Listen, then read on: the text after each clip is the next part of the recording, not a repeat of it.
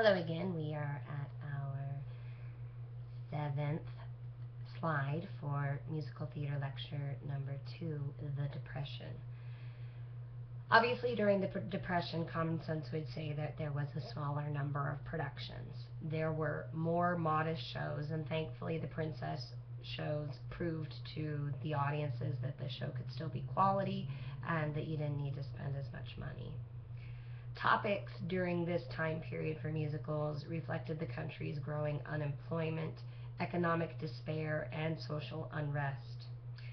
The group theater, which is known largely in straight theater world as the people who mostly brought Stanislavski's acting method to the United States and made it popular, which now Stanislavski's method is the method for most acting programs and is the working vocabulary that many artists, theater artists, share, so we all have to sort of learn it.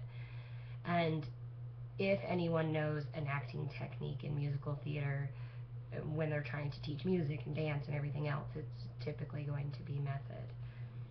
That particular theater produced a musical called Johnny Johnson, and it was a satirical musical with an anti-war message, with music by Kurt Weill, who was the composer for Bertolt Brecht in Berlin until it was not safe for him to live in Germany anymore, so he moved away and came to the United States, and we got to have him, and that's wonderful. And book and lyrics by Paul Green. Kurt Weill, just as a side note, is most famous for his "Oh, the shark has pretty teeth, dear." Mac the Knife, for those of you who don't know that. You should look it up. Maybe I'll post it.